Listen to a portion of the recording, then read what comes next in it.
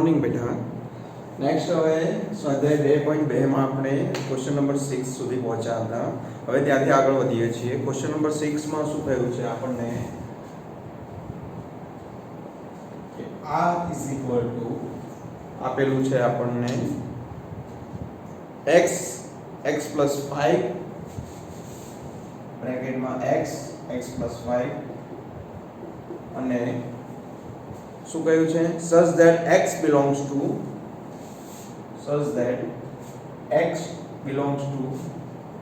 0 1 2 3 4 and 5. Okay, તો થાય તે રીતે વ્યાખ્યાયિત સંબંધનો પ્રદેશ અને વિસ્તાર મેળવો. આપણને શું શોધવાનું છે? આનો પ્રદેશ અને વિસ્તાર. આપણને ખ્યાલ છે x ની કઈ કિંમતો આપેલી છે? આપણને 0 1 2 3 4 અને 5 આપેલી છે. તો એના માટે જે y છે, y ની જગ્યાએ આપણને આપેલું છે આપેલું છે x + 5. તો y ની કિંમત કેટલી થશે? તો 0 માટે અહીંયા હું 0 મૂકીશ તો 5 થશે. ફરીથી હવે 1 મૂકું છું તો કેટલી થશે? મને 6 મળશે. 2 માટે 7, 3 માટે 8, 4 માટે મને મળે છે 9, 5 માટે 10 મળશે. ઓકે, હવે શું કહ્યું છે આપણને? x belongs to જ આપ્યું છે અહીંયા. x belongs to 0 1 2 3 4 5 આપેલું છે, પણ y નું કશું કહ્યું નથી. માટે અહીંયા આપણે પ્રદેશ શું લઈએ છીએ? અહીંયા 0 to 5 લઈએ છીએ. તો પ્રદેશ મળશે આપણને 0 1 2 3 4 and 5. જ્યારે આપણને વિસ્તાર મળે છે વિસ્તાર કેટલો છે? 5 6 7 8 9 10. તો 5 6 7 8 9 and 10 એ આપણો શું છે? વિસ્તાર છે. ઓકે, તો પ્રદેશ અને વિસ્તાર ખ્યાલ આવ્યો. નેક્સ્ટ હવે આપેલું છે આપણને ક્વેશ્ચન નંબર 7 માં કે r is equal to x અને x³ આપેલા છે, જ્યાં x એ 10 કરતા નાની અવિભાજ્ય સંખ્યા છે. ઓકે,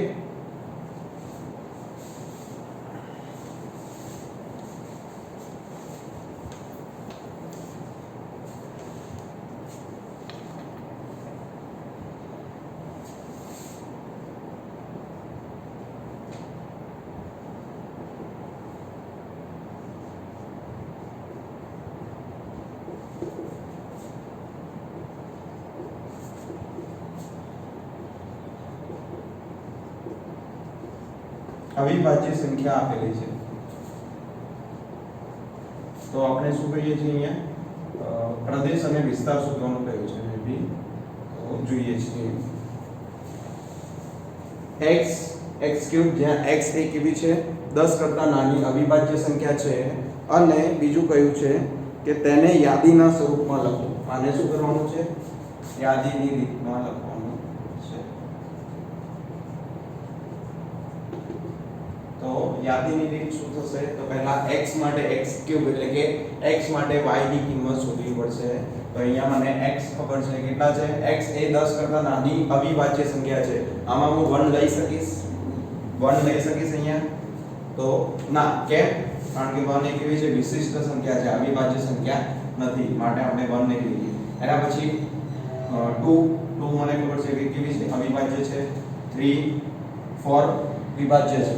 5 અવિભાજ્ય, 6 વિભાજ્ય, 7 અવિભાજ્ય, 8 વિભાજ્ય અને 9 વિભાજ્ય. ઓકે, અને 10 કરતા નાની કઈ છે આપણને? 10 કરતા નાની. તો 10 કરતા નાની આટલી સંખ્યાઓ આપણને x ની મળે છે. હવે x³ શું છે? x³ એટલે કે y x³ થશે. એટલે કે અહીંયા y આપેલો છે આપણને, તો y એ શું છે? આપણો x³ જેટલો છે. તો x ની 2 માટે આપણને અહીંયા y ની કેટલી કિંમત મળશે? તો અહીંયા 2 મૂકીએ છીએ. 2 નો ઘન કેટલો થાય છે? 8 મળે છે. 3 નો ઘન 27, 5 નો ઘન 125 અને 7 નો ઘન 343. અહીંયા જો આપણને એવું કહેવામાં નથી આવ્યું કે y belongs to something, એટલે કે y કોઈની અંદર સમાયેલો નથી એવું નથી કહેલું.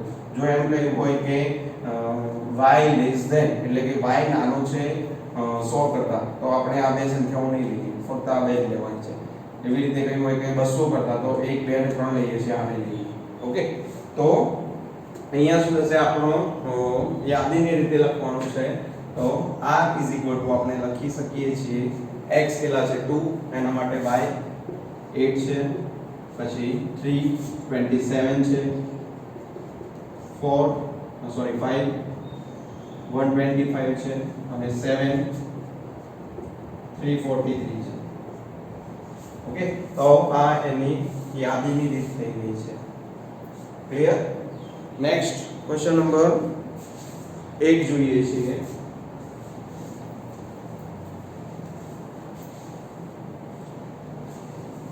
ક્વેશ્ચન નંબર 8 માં આપણને શું કહેવામાં આવ્યું છે કે a is equal to xy z, a is equal to x y z આપેલું છે, અને b is equal to આપણને 1 2 આપેલું છે. તો શું કરવાનું છે, ફક્ત આપણે સંખ્યા શોધવાની છે, સંબંધોની સંખ્યા શોધવાની છે. તો સંબંધોની સંખ્યા કેટલી થાય છે આપણને ખબર છે, કયું સૂત્ર છે, 2pq. ઓકે, 2 ની કેટલી pq ઘાત. હવે p કેટલા છે, અહીંયા નંબર ઓફ p, એટલે કે નંબર ઓફ a કેટલા થશે, ap જેટલા થાય છે. તો અહીંયા કેટલા 1 2 અને 3 ઘટકો છે. તો number of a is equal to 3, number of b is equal to 2. તો અહીંયા 3 2 જા 6 થાય છે, તો હું અહીંયા લખીશ 2 ઓકે, તો આ એનો જવાબ છે. ક્વેશ્ચન નંબર 9 જોઈએ છીએ હવે. ક્વેશ્ચન નંબર 9 માં આપણને આપેલું છે r એ z પર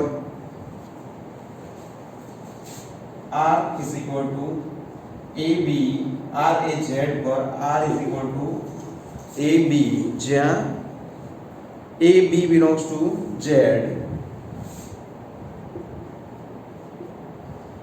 અને a minus b એ પૂર્ણાંક છે.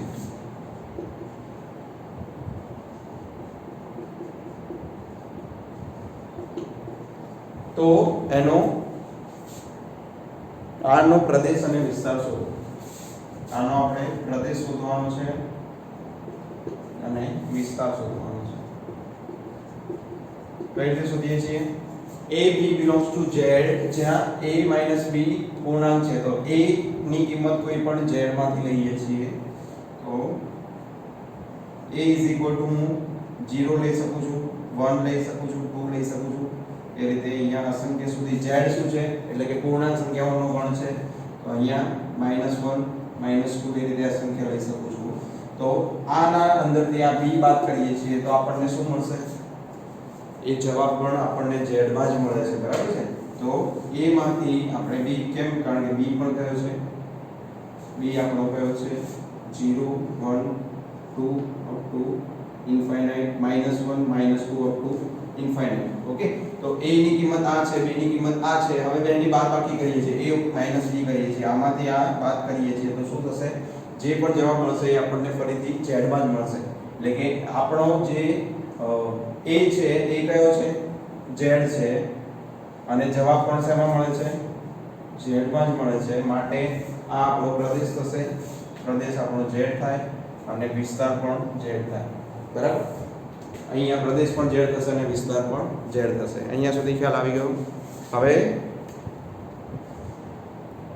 આગળ વિધેયો, નવો ટોપિક છે આપણો વિધેયો. વિધેયો કોને કહેવાય?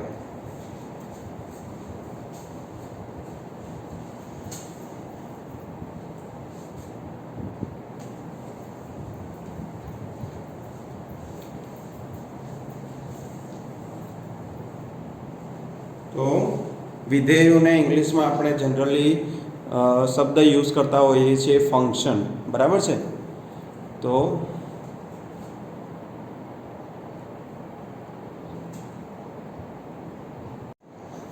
હવે ફંક્શન કોને કહેવાય, એટલે કે વિધેયો કોને કહેવાય છે એના વિશે જોઈએ છીએ. તો એની વ્યાખ્યા અહીંયા પહેલા લખીએ છીએ. વ્યાખ્યા શું થશે, કે અરિક્ત ગણ A અને B માટે જ્યારે પણ સંબંધ F દ્વારા ગણ A ના પ્રત્યેક ઘટકનું પ્રતિબિંબ ગણ B માં આવેલું હોય તો એને શું કહે છે? સંગત ગણ B માં અનન્ય પ્રતિબિંબ આવેલું હોય તો એને આપણે કહીએ છીએ F ને A થી B નો વિધેય કહેવામાં આવે છે. તો અહીંયા વ્યાખ્યા લખીએ છીએ કે અરિક્ત ગણ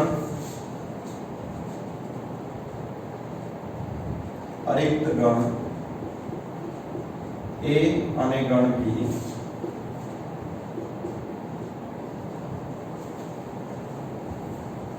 માટે સંબંધ F દ્વારા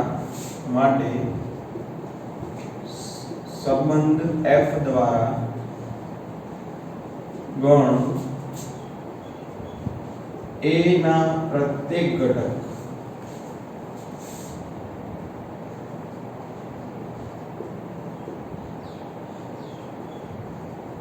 નું પ્રતિબિંબ પ્રત્યેક ઘટકને સંગત ગણ B માં પ્રત્યેક ઘટકને સંગત ગણ B માં અનન્ય પ્રતિબિંબ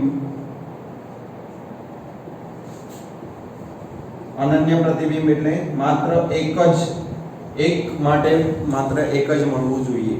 બરાબર છે? તો અનન્ય પ્રતિબિંબ મળે છે તો સંબંધ F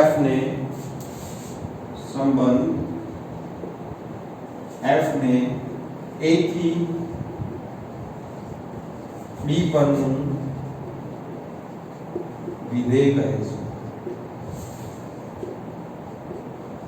હવે આપણે ઉદાહરણ દ્વારા સમજીએ છીએ કે કોઈ પણ બે વિધેય લઈએ છીએ કોઈ પણ બે ગણ લઈએ છીએ. દાખલા તરીકે અહીંયા n થી n નો ગણ લઉં અથવા તો કે n થી z નો ગણ લઉં તો હું અહીંયા એક ઉદાહરણ તમને સમજાવવા માટે લઉં છું કે A થી B ગણનો સંબંધ લઈએ છીએ જે અહીંયા છે 1 2 3 4 જેનો આપણને જવાબ પણ કેવો મળે છે 1 2 3 4. ઓકે, તો આ જે છે એનું આની સાથે ફક્ત એક જ રિલેશન હોવું જોઈએ. આના એકનો ફરીથી બે સાથે કોઈ સંબંધ હોવો જોઈએ નહીં. અને બીજું એક એ કે જો અહીંયા કોઈ એક વધારાનું બિંદુ આપ્યું છે જેનો કોઈ પણ પ્રતિબિંબ નથી મળતો તો એ શું થશે? આપણું વિધેય થશે નહીં. બરાબર? અહીંયા એકનું પ્રતિબિંબ મને મળે છે એક. કેમ? કારણ કે આપણે પ્રતિબિંબ કોને કહેતા હતા એ જોઈ ગયા. જ્યારે પણ A થી B નો સંબંધ આપેલો હોય એટલે કે x y આપેલા હોય તો એમાં જે y છે એ આપણો પ્રતિબિંબ કહેવાય છે. કોનું? x નું પ્રતિબિંબ y કહેવાય છે. તો અહીંયા A નું પ્રતિબિંબ B છે માટે 1 નું પ્રતિબિંબ 1 જે અનન્ય છે એટલે કે 1 ને માત્ર એક જ છે, 2 નું 2, 3 નું 3, 4 નું 4 પણ 5 નું કોઈ પ્રતિબિંબ નથી મળતું માટે આપણે આ જે સંબંધ આપ્યો છે એને વિધેય કહીશું નહીં. અહીંયા 5 નું પણ પ્રતિબિંબ જો 5 મળતું હોય તો આપણે કહી શકીએ કે એ વિધેય છે. ખ્યાલ આવી ગયો અહીંયા સુધી? હવે બીજી એક વ્યાખ્યા પણ અહીંયા આપેલી છે આપણને અંદર. શું કહ્યું છે? તો કે જેનો પ્રદેશ અરિક્ત ગણો જેનો પ્રદેશ અરિક્ત ગણ A હોય અને જે સંબંધની કોઈ પણ બે ભિન્ન ક્રમયુક્ત જોડના પ્રથમ ઘટક સમાન ન હોય તેવા અરિક્ત ગણ A થી અરિક્ત ગણ B ના સંબંધને વિધેય કહે છે. તો કે જેનો પ્રદેશ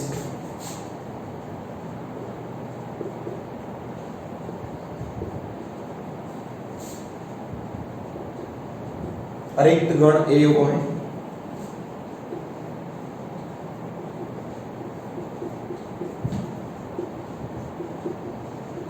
અને બીજું શું કહેવામાં આવ્યું છે? તો અને જે સંબંધની કોઈ પણ બે ભિન્ન ક્રમયુક્ત જોડના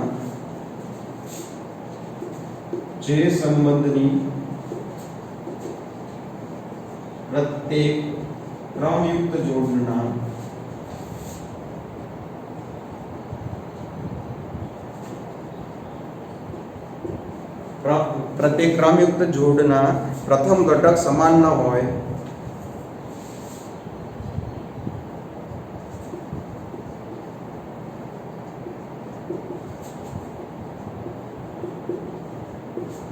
તેવા અરિક્ત ગણથી તેમાં અરિક્ત ગણ A થી અરિક્ત ગણ B પરના સંબંધને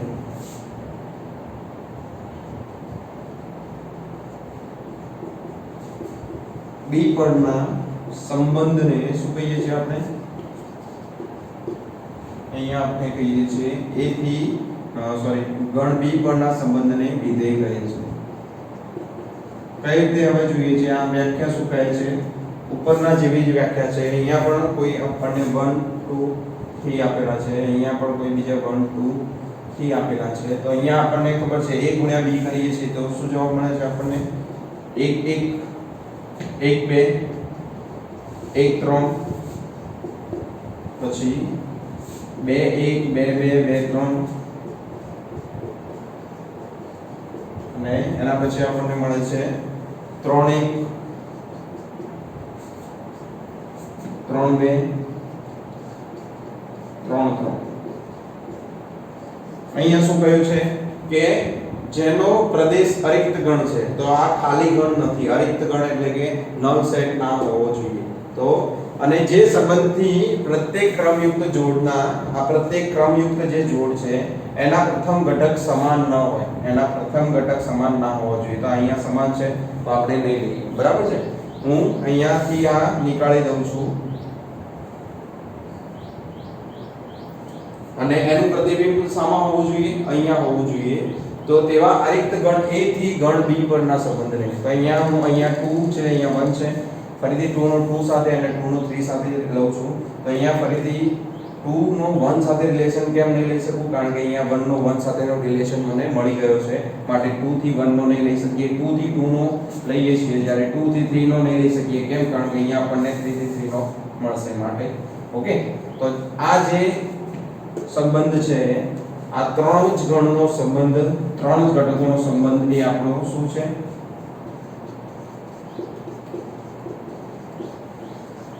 એ આપણો આ વિધેય કહેવાય છે. વિધેય કોને કહેવાય એ ખ્યાલ આવી ગયો. તો આ જે સંબંધ છે એને વિધેય કહીએ છીએ. એવું જરૂરી નથી કે અહીંયા 1 1 1 2 3 હોય. બરાબર? અહીંયા ABC પણ હોઈ શકે છે, ABC પણ હોઈ શકે છે. તો અહીંયા પણ મને શું મળશે? 1A 2B અને 3C. ઓકે, તો અહીંયા પણ શું છે? પ્રત્યેક ક્રમયુક્ત જોડ, એક પછી બીજી જે ક્રમયુક્ત જોડ આવે છે એનો પહેલો ઘટક કેવો છે? સમાન નથી. માટે એને શું કહીએ છીએ? અરિક્ત ગણ A માટે થી ગણ B, અરિક્ત ગણ B નો B ના સંબંધને આપણે વિધેય કહીએ છીએ. તો વિધેયમાં ખ્યાલ આવી ગયો. હવે નેક્સ્ટ એને દર્શાવવામાં કઈ રીતે આવે છે? A થી B પરનો વિધેય આપણે કઈ રીતે દર્શાવીશું? તો A થી B ના વિધેયને આપણે દર્શાવીએ છીએ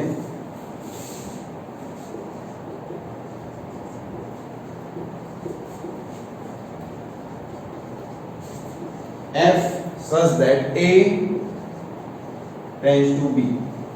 Okay, A tends to B વડે દર્શાવાય છે.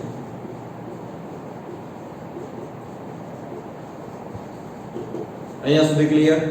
આગળ હવે જોઈએ છીએ કે પ્રદેશના અમુક ઘટકોને એક કરતાં વધુ પ્રતિબિંબ હોય છે. તો એક કરતાં વધુ પ્રતિબિંબ હોય તો એ વિધેય કહેવાશે નહીં. તો પ્રદેશના અમુક ઘટકને એક કરતાં વધુ પ્રતિબિંબ હોય તો તે શું છે? આપણું વિધેય નથી. તે વિધેય નથી, અથવા તે સંબંધ એ આપણો વિધેય નથી. બીજું એ લઈ શકીએ. બીજું એ છે કે કોઈ પણ દાખલા તરીકે આપણને આપેલું છે આવું, હું અહીંયા લઉં છું, એક છે અને એનો સંબંધ છે 1 નો વર્ગ 1 થાય છે, ફરી 2 લઉં છું 2 નો વર્ગ 4 થાય છે, એવી જ રીતે 3 લઉં છું 3 નો વર્ગ 9 થાય છે. તો અહીંયા શું કહેવાય છે? પ્રદેશના અમુક ઘટકને એક કરતાં વધુ, અહીંયા એક કરતાં વધુ નથી આપેલા, પણ જ્યારે હવે આવું ઉદાહરણ લઉં છું કે અહીંયા 9 છે, અહીંયા 25 છે, તો 9 નું વર્ગમૂળ કેટલું થાય છે? તો 3 પણ થશે અને -3 પણ થશે, બરાબર? વર્ગમૂળ લઈએ છીએ તો એનો જવાબ આપણને 3 અથવા -3 મળે છે. 25 લઈએ છીએ તો એમાં 5 અને -5 મળે છે. તો અહીંયા આના બે સંબંધ છે. પ્રતિબિંબ કેટલા? 2 મળે છે. અહીંયા પણ 2 પ્રતિબિંબ મળે છે. માટે આ જે વસ્તુ છે એ આપણું શું થશે? વિધેય કહેવાશે નહીં. જ્યારે આ જે છે 1 નો 1 સાથેનો છે, 2 નો 4 સાથે, 3 નો 9 સાથે, અહીંયા એક ઘટક માટે એક જ પ્રતિબિંબ મળે છે. માટે શું કહીએ છીએ કે આ જે છે એ આપણું વિધેય છે. આ આપણું વિધેય છે, જ્યારે આ આપણું વિધેય નથી. અહીંયા સુધી ખ્યાલ આવી ગયો? હવે આગળ જોઈએ છીએ ઉદાહરણ નંબર 10.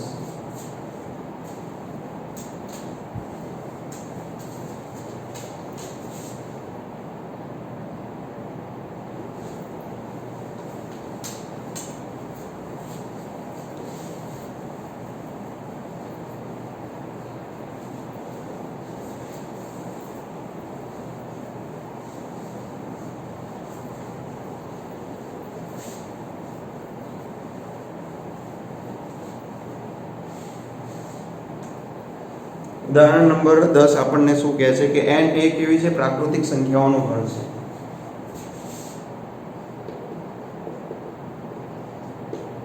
n એ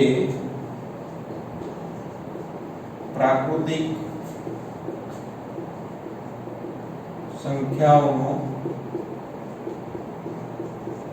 ગણ છે તથા આપણને કહેવામાં આવ્યું છે કે તેની પર વ્યાખ્યાયિત કોઈ સંબંધ r એવો છે. તો r આપણને આપેલો છે xy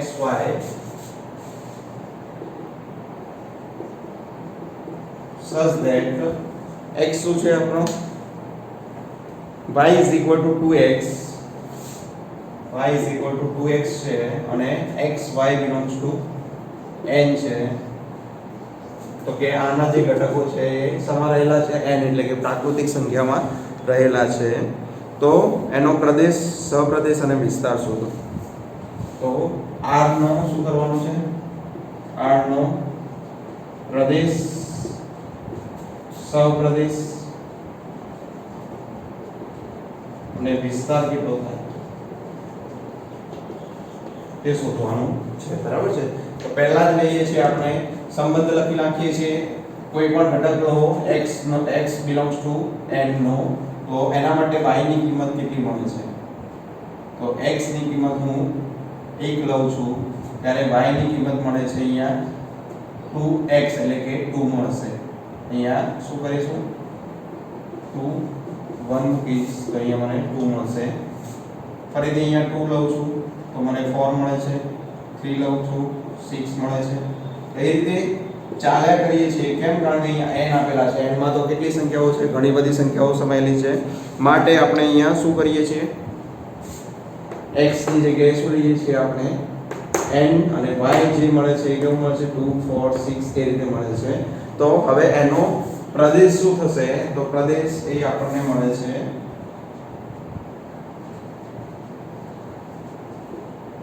કેટલા? અહીંયા જે ઘટકો છે 1 2 3 એ કયા ઘટકો છે? એ બધા જ ઘટકો n ના ઘટકો છે. માટે આપણે એનો પ્રદેશ n કહીએ છીએ. સહપ્રદેશ કેટલો થશે? આપણને ખબર છે y શેમાં રહેલો છે? y આપણને ખ્યાલ છે n માં રહેલો છે. જ્યારે અહીંયા n ના બધા ઘટકો નથી તો આ એનો વિસ્તાર થશે અને n ના બધા જ ઘટકો એ એનો સહપ્રદેશ થશે. હવે વિસ્તાર કેટલો થાય છે? વિસ્તાર તો અહીંયા લખી શકીએ 2 નો ગુણક, બરાબર છે? 2 નો ગુણક કોને કહેવાય? તો કે 2 ના ગુણાકારમાં જે આવતા હોય એ બધી જ સંખ્યાઓ, અથવા તો કે વિસ્તાર એ યુગ્મ પ્રાકૃતિક સંખ્યાઓનો ગણ છે. યુગ્મ પ્રાકૃતિક સંખ્યાઓનો ગણ પણ લખી શકીએ છીએ અથવા 2 નો ગુણક પણ લખી શકીએ છીએ. કેમ? કારણ કે અહીંયા 2x આપેલા છે એટલે 2 વડે ગુણાકાર જશે. 2 નો ગુણક જે આ 2 નો ગુણક અને કેવા? પ્રાકૃતિક સંખ્યા સાથેનો ગુણક. અથવા તો કે બીજું એ પણ લખી શકાય છે કે શું છે બીજું નેક્સ્ટ? એમાં યુગ્મ પ્રાકૃતિક સંખ્યાઓનો ગણ. યુગ્મ પ્રાકૃતિક.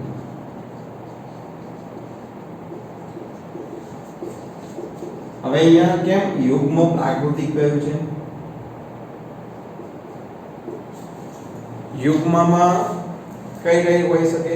યુગ્મ પ્રાકૃતિક સંખ્યાઓનો ગણ લઈએ છીએ તો કયો કયો હોય છે? 2 4 6 પછી 8 10 12 માટે અહીંયા કહ્યું છે કે યુગ્મ પ્રાકૃતિક સંખ્યાઓનો ગણ. બરાબર છે. જ્યારે 9 ને એ બધી કેવી છે? અયુગ્મ સંખ્યાઓ છે. તો આપણે જસ્ટ યુગ્મ લઈશું અથવા તો કે બેકી પ્રાકૃતિક સંખ્યાઓનો ગણ. પછી ઉદાહરણ નંબર 11 છે.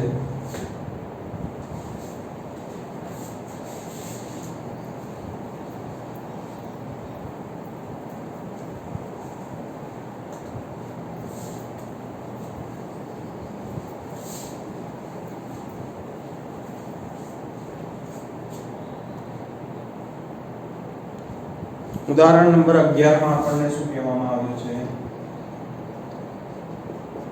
અહીંયા આપેલું છે કે નીચેના આપેલ સંબંધો ચકાસો અને એના પ્રત્યેક સંબંધ વિધેય છે કે નહીં તે કારણ આપી સમજાવો. તો અહીંયા r આપણને આપેલું છે 2 1 3 1 4 2.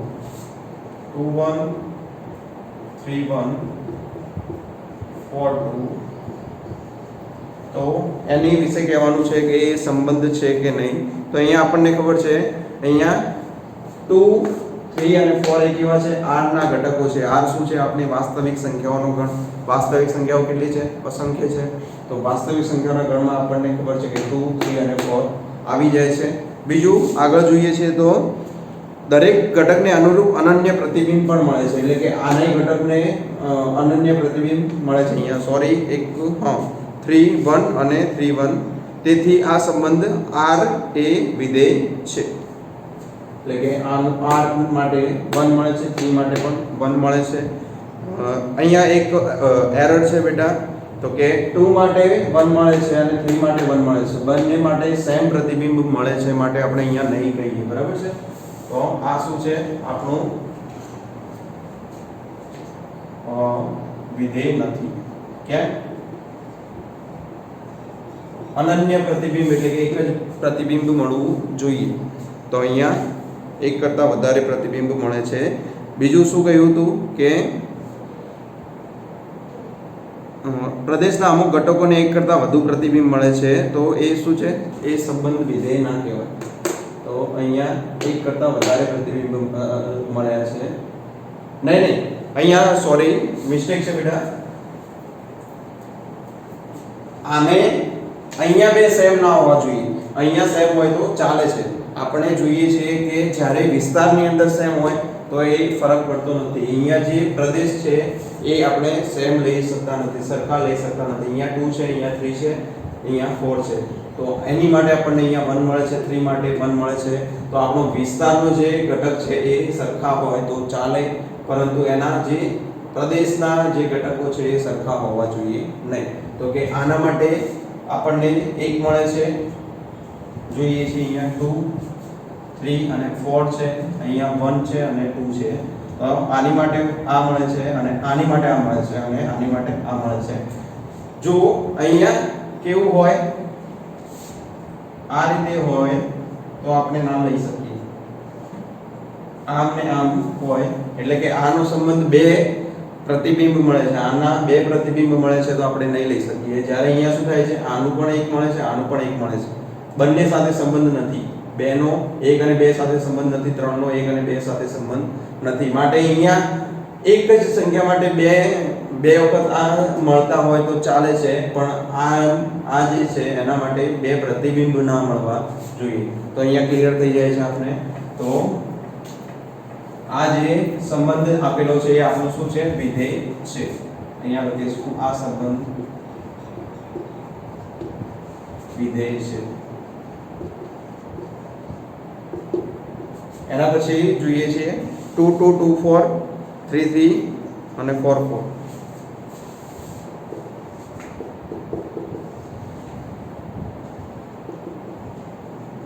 2 2 2 3 3 3 અને 4 4. અહીંયા આપણે શું કહીશું કે આ કેવો છે? એક જ નંબર માટે આપણને બે જવાબ મળે છે, બે પ્રતિબિંબ મળે છે. તો આના માટે આ પણ મળે છે, આ પણ મળે છે. અહીંયા જુઓ બે ભાગ પડી ગયા છે, માટે આપણે શું કહીશું કે આ સંબંધ વિધેય નથી. કેમ? તો કારણ આપવાનું કયું હોય તો શું લખીએ છીએ? આ સંબંધ વિધેય નથી, કારણ કે બે ને કેટલા મળે છે? બે ને બે પ્રતિબિંબ મળે છે.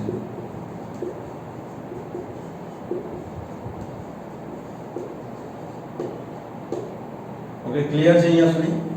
પછી થર્ડ આપેલું છે આપણને.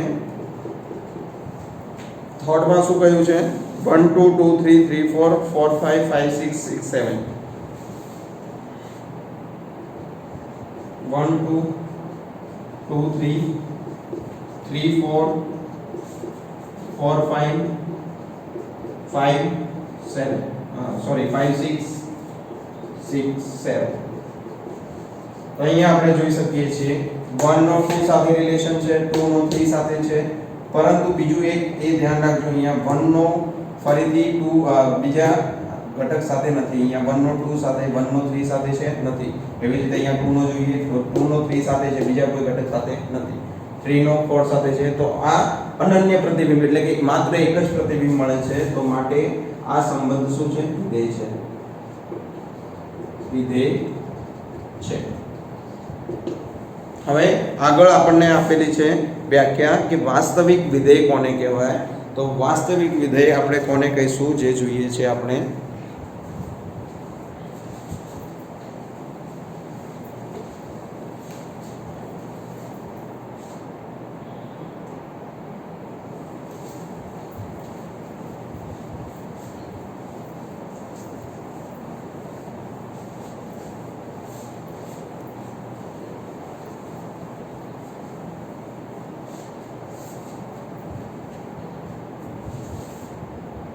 નવો પોઈન્ટ છે વાસ્તવિક વિધેય. હવે વાસ્તવિક વિધેય કોને કહેવાય છે એ જોઈએ. તો જો કોઈ વિધેયનો વિસ્તાર કયો હોય? r કે r નો કોઈ પણ ઉપગણ હોય.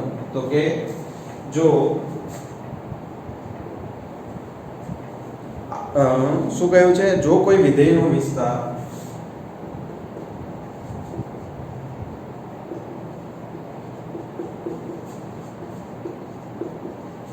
r કે r નો કોઈ ઉપગણ હોય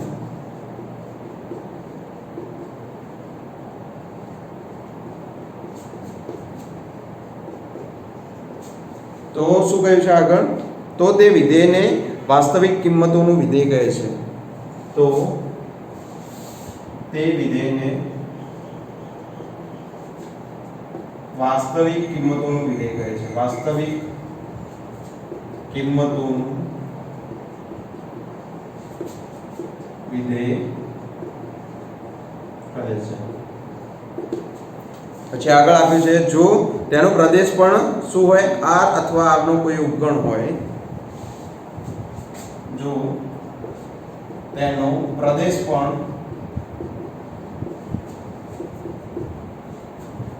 r કે r નો ઉપગણ હોય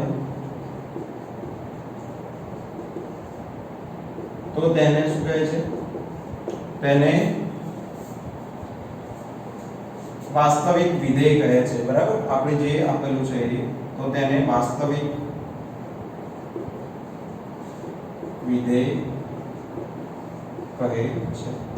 અહીંયા સુધી ક્લિયર? વાસ્તવિક વિધેય કોને કહેવાય? તો જો કોઈ વિધેયનો વિસ્તાર આપણને કયો આપેલો છે? r કે r નો કોઈ ઉપગણ, એટલે કે હું અહીંયા લઉં છું સંબંધ r થી r નો લઉં છું, જ્યાં f આપેલો છે આપણને, f સંબંધ છે અને r થી r નો શું છે? કોઈ સંબંધ એટલે કે r ટેન્ડ્સ ટુ r નો સંબંધ આપેલો છે. તો એનો વિસ્તાર એટલે કે કોઈ વિધેય છે એનો વિસ્તાર કેટલો છે? આ જે છે એ આપણો વિસ્તાર છે. ક્યારે વિસ્તાર છે? જ્યારે આની કિંમત માટે આની દરેક કિંમત આપણને જવાબ મળતી હોય ત્યારે આપણે એને કહીએ છીએ કે વિસ્તાર. જો કોઈ કિંમત બાકી રહી જતી હોય તો એ આપણે વિસ્તાર નહીં કહીએ, એને સપ્રદેશ કહેવાય છે. અને જેટલી કિંમતો મળે છે એ આપણો વિસ્તાર છે. બરાબર. અહીંયા આ શું છે? આપણો પ્રદેશ છે. તો વિધેયનો વિસ્તાર r કે r નો કોઈ પણ ઉપગણ, આનો કોઈ પણ ઉપગણ તે વિધેયને વાસ્તવિક કિંમતોનું વિધેય કહે છે. તો આ જે વિધેય છે એને શું કહીએ છીએ આપણે? વાસ્તવિક કિંમતોનું વિધેય કહે છે. અને જો તેનો પ્રદેશ પણ, આ જે પ્રદેશ છે r કે r નો ઉપગણ હોય તો તેને વાસ્તવિક વિધેય કહે છે. બરાબર. આ જે છે એ r પણ છે અને એનો ઉપગણ પણ કહી શકાય. આના ઉપગણ બીજા કયા કહી શકીએ છીએ? f such that n tends to n. તો અહીંયા r અથવા r કયો છે? એનો ઉપગણ, એટલે કે આ જે છે એ આપણને ખ્યાલ છે n સબસેટ ઓફ r લખી શકીએ છીએ આપણે. ખ્યાલ છે કે જે પ્રાકૃતિક સંખ્યાઓ છે એ આપણી વાસ્તવિક સંખ્યાઓમાં સમાયેલી હોય છે, માટે n સબસેટ ઓફ r લખી શકીએ છીએ. પહેલી પરથી કહી શકીએ કે n એ શું છે? એનો ઉપગણ છે. અહીંયા પણ n શું છે? ઉપગણ છે. આ એનો વિસ્તાર છે, આ એનો પ્રદેશ છે. તો એ કેવું છે? આપણું વાસ્તવિક વિધેય કહેવાય. તો આ જે છે f such that n tends to n પણ આપણું વાસ્તવિક છે. એવી જ રીતે હું અહીંયા લઉં છું f such that w tends to w, it is your whole number. તો આ શું છે? આ હોલ નંબર એટલે કે પૂર્ણાંક સંખ્યાઓનો ગણ, એ પણ પૂર્ણ સંખ્યાઓનો ગણ પણ કેવો છે? એ r માં સમાયેલો છે. માટે અહીંયા લખી શકીએ છીએ w સબસેટ ઓફ r, પછી z સબસેટ ઓફ r, પછી એના પછી લઈએ છીએ q subset of r, okay, અને s સબસેટ ઓફ r. તો અહીંયા z શું છે? પૂર્ણાંક સંખ્યાઓ. q શું છે? આપણી q એ કાલ્પનિક સંખ્યા કહેવાય છે અને આ અકાલ્પનિક સંખ્યા કહેવાય છે. તો કાલ્પનિક સંખ્યા પણ છે અને અકાલ્પનિક સંખ્યા પણ સમાયેલી છે આમાં. તો એવી જ રીતે આમાં પણ લખી શકીએ છીએ અહીંયા z tends to z, પછી q tends to q અને s tends to s. Okay. તો આ બધા એ શું છે? r ના ઉપગણો છે, માટે એ શું છે? આપણું વાસ્તવિક વિધેય કહી શકાય છે. હવે એના પછી આપણે જોઈએ છે ઉદાહરણ નંબર 12. ઉદાહરણ નંબર 12 આપણને શું કહે છે?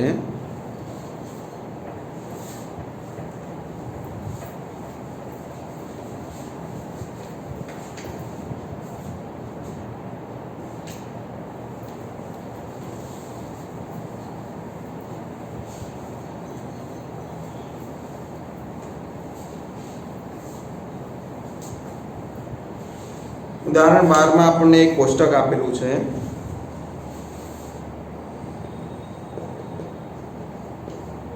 જેમાં આપણને n એ પ્રાકૃતિક સંખ્યાઓનો ગણ છે. તો n શું છે? આપણને ખ્યાલ છે n એ પ્રાકૃતિક સંખ્યાઓ છે. પ્રાકૃતિક સંખ્યાનો ગણ છે તથા સંબંધ કયો આપેલો છે? તો વિધેય આપણને આપેલું છે f such that n tends to n. Okay. એટલે કે n પરનું n સાથેના સંબંધનું f એ શું છે? વિધેય છે. તો જ્યાં fx આપણને આપેલું છે 2x + 1. ઓકે. તો શું કહ્યું છે? દ્વારા વ્યાખ્યાયિત વાસ્તવિક વિધેય છે. તો આ વ્યાખ્યાની મદદથી નીચેનું કોષ્ટક પૂર્ણ કરવાનું કહ્યું છે. અહીંયા આપણને કિંમત આપેલી છે x = 1 2 3 4 5 6 અને 7 સુધી. તો એની મદદથી આપણે શું શોધવાનું છે?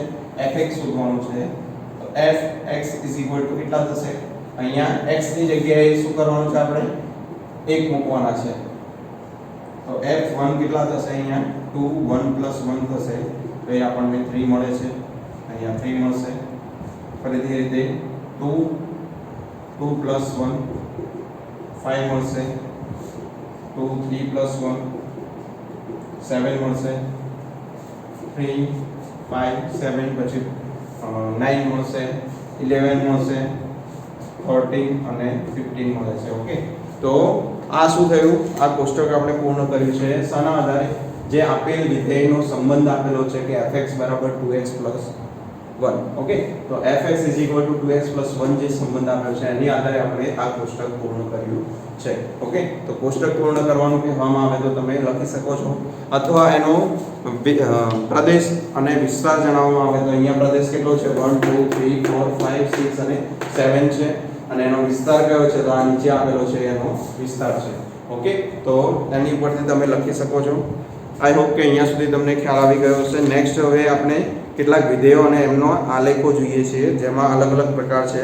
3 પ્રકાર છે: તદ્દેય વિધેય, અચળ વિધેય અને બહુપદી વિધેય. તો એના વિશે આપણે નેક્સ્ટ ક્લાસમાં જોઈશું. Okay, thank you. Like, share and subscribe the channel Tropicanitru's Education and press the bell icon for more updates.